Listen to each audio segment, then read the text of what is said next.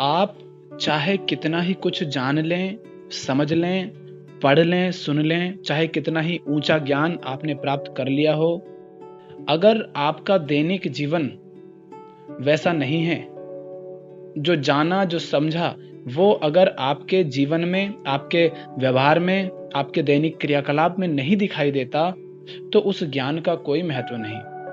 आप अपने आप को चाहे महान कहें या ज्ञाता कहें या आप कहें कि आप कुछ नहीं जानते, चाहे आप कैसा भी व्यक्ति क्यों ना हैं, आपका जीवन, आपका व्यवहार, आपका बोलने का तरीका, आप क्या कर्म करते हैं, कैसे रहते हैं, इन सब से पता चल जाता है कि आप किस तरह के व्यक्ति हैं।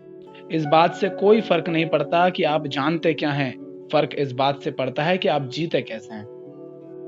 इस बात से फ़र्क नहीं पड़ता कि आप क्या समझते हैं, फ़र्क इससे पड़ता है कि आपके कर्म कैसे हैं। तो हमें अपने दैनिक जीवन में हर पल, हर क्षण निर्णय करना होता है कि क्या किया जाए, क्या नहीं किया जाए, क्या उचित है और क्या अनुचित है। इसको कोई रटवा नहीं सकता कि क्या करना है और क्या नहीं करना है, कब क्या करना है और कब क्या नहीं करना है। किंतु बहुत सारी बातें होती हैं जिनको ध्यान रखना ज़रूरी होता है। कुछ ऐसी बातें होती हैं जिनका असर हमारे जीवन पर बहुत लंबे समय तक पड़ता है और बहुत ज़्यादा पड़ता है। तो उन बातों को हमें ध्यान रखना चाहिए। उन्हीं में से कुछ बातें हम अभी समझते हैं कि वो बातें आप ध्यान रखें। तो पहली बात है, एक व्यक्ति को, एक इंसान को अपना सारा जीवन सिर्फ खाने-पीने में, सोने में, भोगने में नहीं गुजार देना चाहिए। हम अपने आस-पास जितने भी लोगों को देखते हैं, वो क्या करते हुए दिखते हैं? वो मेहनत खूब करते हैं, खूब कमाते हैं और बड़ी मुश्किल से घर भी चलाते हैं। तो देखकर हम ये कह सकते हैं कि देखो कितना मेहनत वो करते हैं।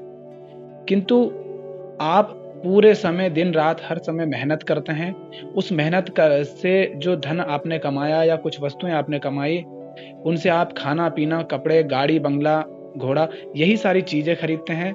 माने आप सिर्फ़ कमाते हैं, भोगते हैं, सोते हैं और एक समय के बाद संतान उत्पत्ति करते हैं।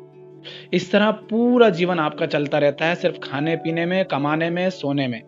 इसके अलावा जीवन में आपने कुछ भी नहीं किया। तो जीवन इसलिए तो नहीं होता है कि हम बस यही करते रह जाएँ। क्योंकि एक जो जानवर होता है, खाता तो वो भी है और खाने के लिए उसे मेहनत करनी पड़ती है, शिकार करना पड़ता है, शेर को हिरन के पीछे दौड़ना पड़ता है। हिरन अपने आप तो नहीं आती, तो शेर को भी मेहनत करनी पड़ती है।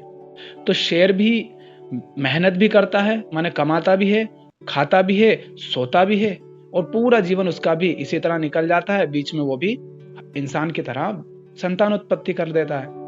तो मनुष्य में और जानवर में फिर अंतर क्या हुआ? कुछ नहीं।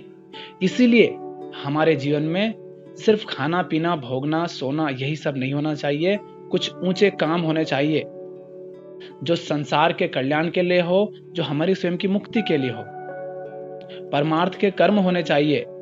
कुछ ऐसी कलाएँ हमें सीखना चाहिए, जिनसे अगर हमें कुछ नहीं भी मिल रहा हो, तो भी हम वो कलाएँ करें क्योंकि वो कलाएँ बड़ी सुंदर है। जैसे नृत्य हो, गीत हो, संगीत हो, कोई खेल हो, कोई वाद्य यंत्र बजाना हो, इस तरह से। तो ऐसा कुछ हमारे जीवन में अवश्य होना चाहिए। दूसरा नियम क्या है? दूसरी बात जो हमें ध्यान रखनी चाहिए, सही जीवन जीने के लिए, वो ये है कि स्वस्थ और मुक्त जीवन जीने के लिए हमें सक्षम होने के बावजूद भी कम से कम संसाधनों में जीवन यापन करना चाहिए। इसका अर्थ क्या हुआ कि आप अगर अपना जीवन स्वस्थ जीना चाहते हैं, निरोग जीना चाहते हैं या एक मुक्त जीवन जीना चाहते हैं जहां पर बंधन कम से कम हो, तो आपको भले ही आप सक्षम हैं, भले ही आप बहुत कुछ भोग सकते हैं, आप हो सकता है कि आपकी क्षमता इतनी हो कि आप 10 बंगले बना सकते हैं, आप 10 देशों में जमीन जायदाद खरीद कर वहां रह सकते हैं। आप इतने सक्षम होने के बाद भी आपको ऐसा जीवन जीना चाहिए जिसमें कम से कम संसाधनों का उपयोग हो। मान लो तुम्हारे पास बहुत धन है तो तुम 10 लोगों के बराबर खर्च अकेले कर सकते हो और जबरन खा सकते हो। तो पेट भी अगर ज़्यादा खाएगा तो बीमार पड़ जाएगा।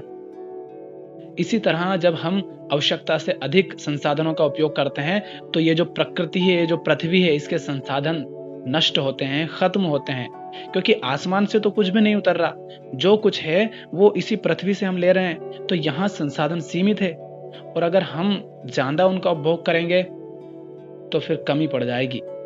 उसके अलावा बहुत सारे ऐसे हैं जिनको बिल्कुल नहीं मिलता, तो अगर हमारे पास आवश्यकता से अधिक है तो हमें उसका सही उपयोग करना चाहिए, उन लोगों को उपलब्ध कराना चाहिए जिनके पास नहीं है।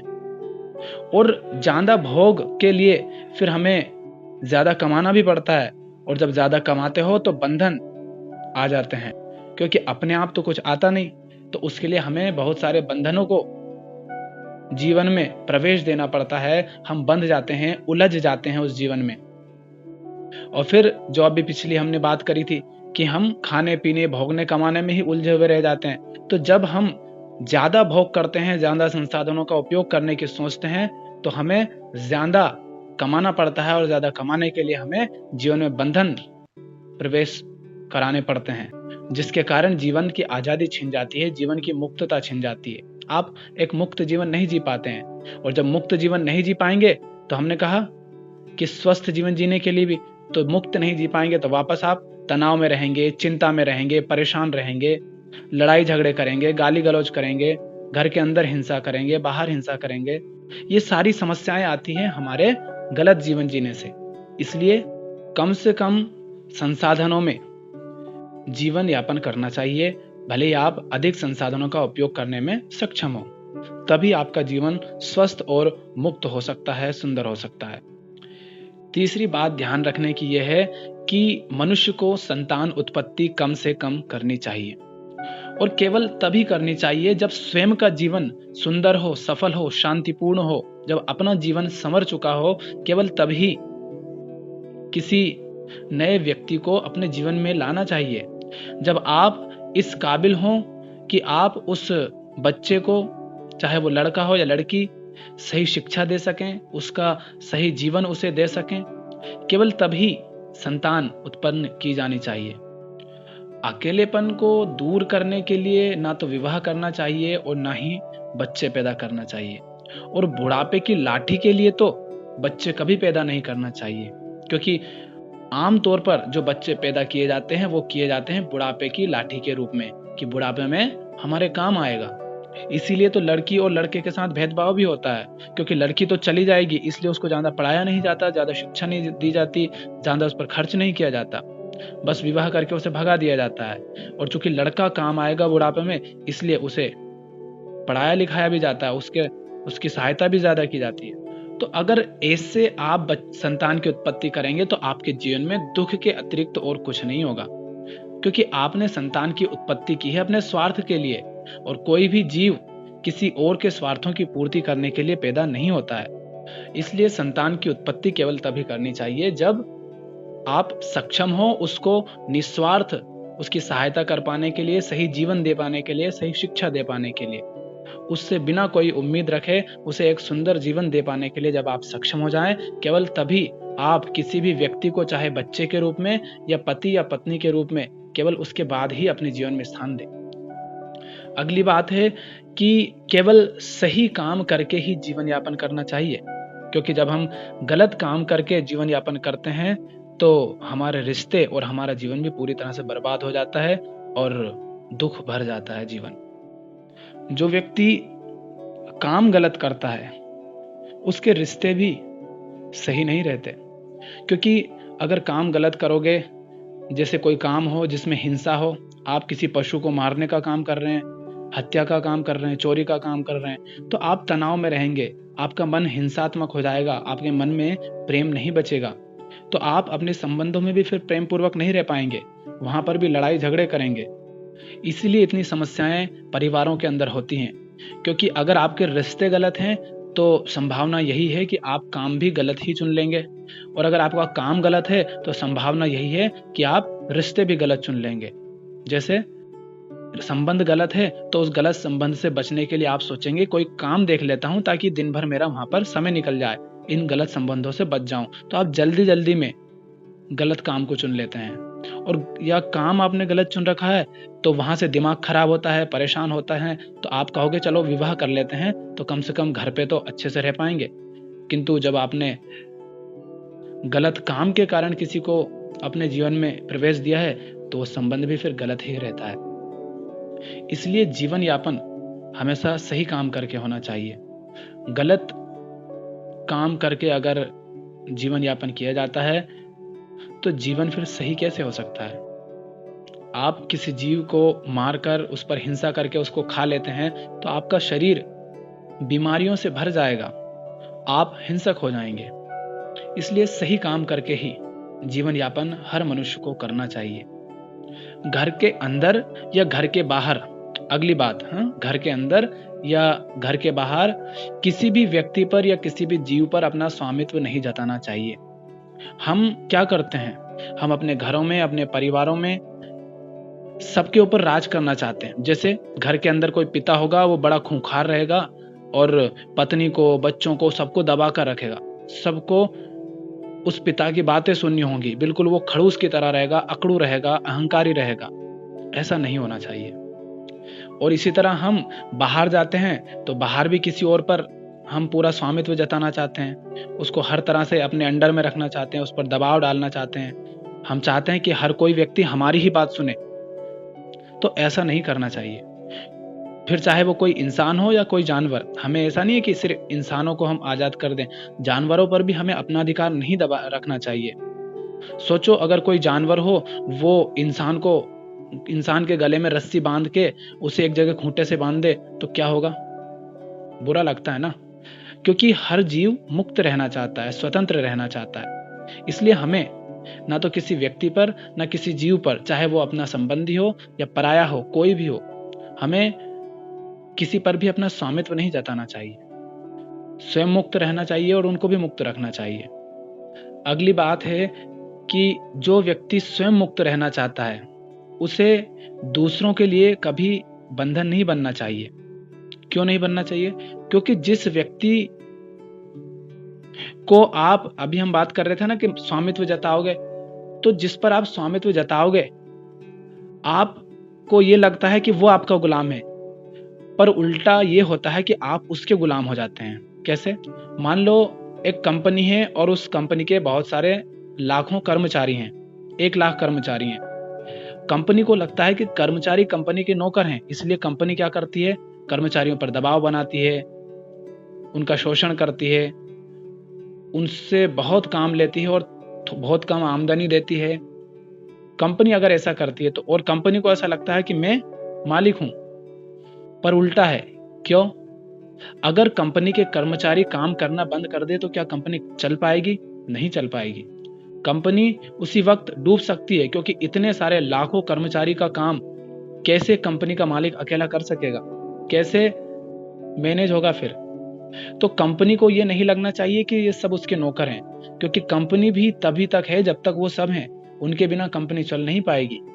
तो कंपनी अगर मुक्त रहना चाहती हैं, घर के अंदर अगर आप मुक्त रहना चाहते हैं, तो आपको चाहिए कि आप किसी और को भी अपने अंदर में ना रखें, किसी और पर भी दबाव ना बनाएं, उस पर अपने अधिकार ना थोपें। कोई व्यक्ति आपका हाथ तभी तक पकड़ सकता है ना जब तक वो आपके समीप है।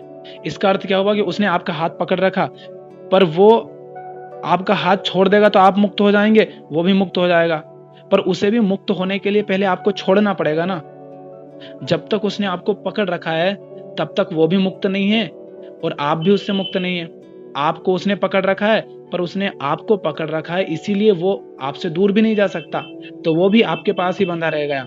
इस तरह से जो व्यक्ति चाहता है कि वो मुक्त रहे, उसे किसी और को भी बंधन में नहीं बांधना चाहिए, किसी और को भी अपना गुलाम नहीं बनाना चाहिए। अगली बात है जो महत्वपूर्ण है ध्यान रखने के लिए, वो ये कि हमें कभी भी अपना पेट किसी जीव की हत्या करके नहीं भरना चाहिए। जीव हत्या करके जो व्यक्ति अपना पेट भरता है, वो व्यक्ति कभी भी किसी से निस्वार्थ प्रेम नहीं कर सकता। जो अपने स्वार्थ के लिए किसी की जान ले सकता है, वो अपने संबंधों में भी अपने स्वार्थों की पूर्ति के लिए किसी भी हद तक जा सकता है।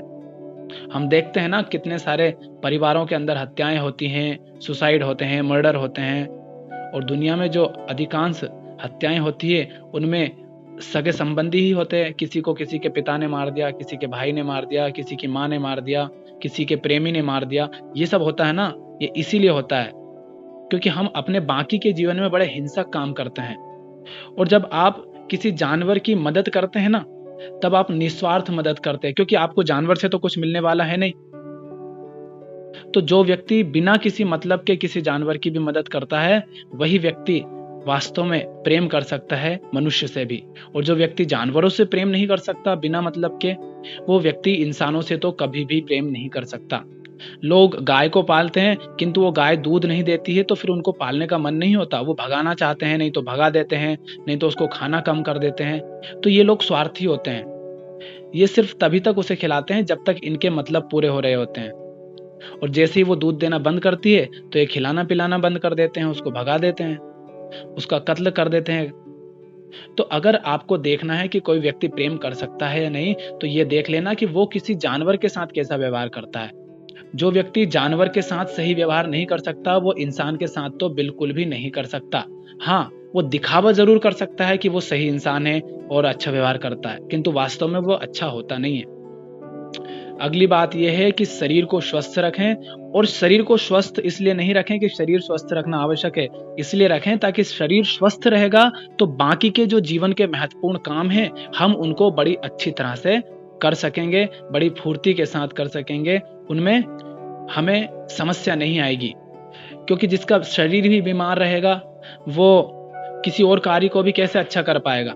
तो शरीर को स्वस्थ रखें। और शरीर स्वस्थ कब रहेगा? जब हम वो सब बातों का पालन करेंगे जो अभी हम पीछे पड़ रहे थे, क्योंकि उन्हीं सब के कारण हम गलत जीवन जीते हैं, गलत काम करते हैं, गलत संगत करते हैं, गलत भोजन करते हैं, अरपट सरपट खाते हैं, अधिक संसाधनों का उपयोग करते हैं। इन्हीं सबसे तो हमारा शरीर भी खराब होता है ना। तो जब उन सब बातों का आप ध्यान रखेंगे तो आपका शारीरिक स्वास्थ्य भी ठीक रहेगा। और जब शारीरिक स्वास्थ्य ठीक रहेगा तो आपके जीवन के अन्य सारे काम भी सही होंगे। तो शरीर को स्वस्थ रखें ताकि इसका एक मशीन की भांति सही कार्यों में अच्छा उपयोग किया जा सके, प्रयोग किया जा सके। तो शरीर को मशीन की भांति उपयोग करना है, इसे सजा कर नहीं रखना है। और अगली जो महत्वपूर्ण और सबसे महत्वपूर्ण बात है वो ये है कि जीवन में हमें अधिक से अधिक समय पढ़ने पर देना चाहिए। पढ़ने पर, कुछ जानने पर, सीखने पर, कुछ लिखने पर हमें समय देना चाहिए। क्योंकि जब हम पुराने माने वो लोग जो बहुत महान हुए हैं, जिन्होंने अपने ग्रंथ लिखे हैं, ऊंची ऊंची किताबें लिखी हैं, जब हम उनको पढ़ लेते हैं, उनको जान लेते हैं, तो हमें उनके पूरे जीवन का अनुभव कुछ पन्नों में मिल जाता है, कुछ दिनों के अंदर ही मिल जाता है। उनके 60-70 साल के जीवन का अनुभव और निचोड़ हमें 2-3 दिनों में एक पुस्तक पढ़कर मिल सकता है। तो इसलिए हमें अपने जीवन का अधिक से अधिक समय पढ़ाई करने में देना चाहिए, सही किताबें पढ़ने में देना चाहिए, ऊंचे ग्रंथ पढ़ने में देना चाहिए। और नई कला सीखने में, नई भाषा सीखने में, नए खेल सीखने में हमें पूरा जीवन का अधिक समय देना चाहिए। क्योंकि हम खाने पीने सोने के लिए थोड़ी ना आए। जितना आवश्यक है बस उतना खा लो, उतना सो लो और कमा लो। उसके अलावा सही कामों को अपना समय दो। यही सब जीवन के महत्वपूर्ण अंग हैं जिन पर हमें पूरी तरह से ध्यान देना चाहिए, जिन्हें जीना चाहिए। और जब आप इन सब बातों को अपने जीवन में उतार लेंगे तो आपको पूछने की आवश्यकता नहीं पड़ेगी कि अब क्या करें, क्योंकि आगे फिर खुद समझ आने लगता है कि अब क्या करना चाहिए।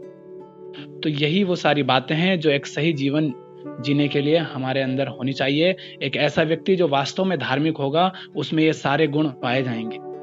बाकी जो व्यक्ति ऐसा नहीं है, वो सब अधार्मिक हैं, वो सब नकली हैं, वो सब पाखंडी है, बस दिखावा करते हैं। कोई जीवों को मार रहा है, कोई बिल्कुल गंवार है, पढ़ना ही नहीं चाहता मन से जानबूझकर, कोई अरपट सरपट भोग करता है, प्रकृति का शोषण करता है, जीवों की हत्या करता है, हिंसा करता है, लड़ाई झगड़े करता है, मार काट करता है, अपने स्वार्थ के लिए जीता है। ऐसा व्यक्ति धार्मिक थोड़ी नहीं होता है। तो ये सारी जो बातें, ये एक धार्मिक व्यक्ति की पहचान है।